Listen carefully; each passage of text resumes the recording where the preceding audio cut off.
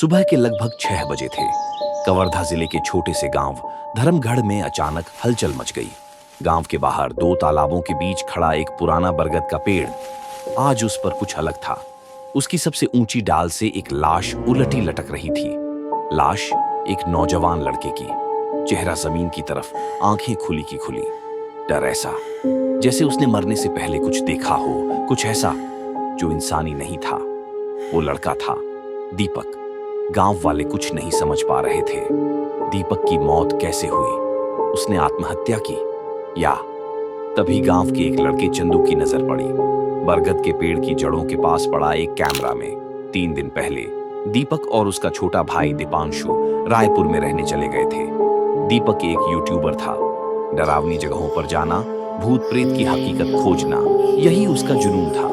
उसे एक ईमेल मिला, धर्मगढ़ आओ, 2 तालाबों के बीच एक बरगद है, रात को वहां मोहिनी दिखाई देती है, नाम मत लेना। दीपक को यही तो चाहिए था, नया कंटेंट। उसने फौरन दीपांशु से कहा, भाई पैक कर ले सब, कैमरा, लाइट, धर्मगढ़ चलते हैं, भूत वाली जगह मिली है। गांव में पहुंचने पर अजीब सन्नाटा था। दीपक ने जब गांव वालों से बरगद और मोहिनी का जिक्र किया तो सबकी आंखों में खौफ दौड़ गया।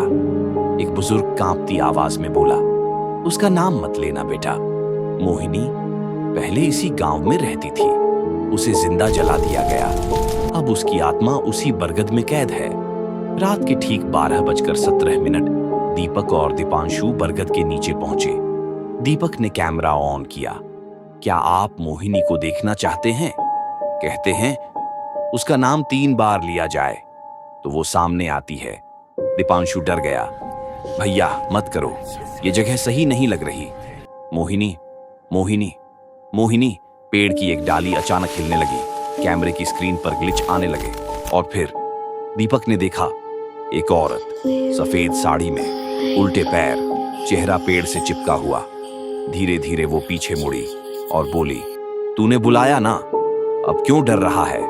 दीपक भागने की कोशिश करता है लेकिन पेड़ की जड़ों ने उसके पैरों को जकड़ लिया। मोहिनी हवा में उठती है, उसकी आंखों में आग है। मोहिनी बोली, तुम जैसे लोगों ने मुझे जलाया था, अब मैं सबको उल्टा लटकाऊंगी। मोहिनी ने रस्सी से दीपक को उल्टा लटका दिया। कैमरे में सिर्फ यही रिकॉर्ड हुआ, दीपक का चेहरा डर से सना हुआ और फिर एक तेज चीख। चंदू ने कैमरा बंद कर दिया। सभी गांव वाले खामोश हो गए। पेड़ की शाखाएं अब भी हिल रही थीं, जैसे किसी की हंसी उनमें गूंज रही हो। तभी वहां जख्मी हालत में दीपांशु आता है। सब गांव वाले उसी को देख रहे थे। फिर गुस्से से भरी आवाज, दीपांशु, मैं अपने बड़े भाई को वापस जरूर लाऊंगा। तूने जिसे छीना है उसे मैं तुझसे छीन लूंगा। मोहिनी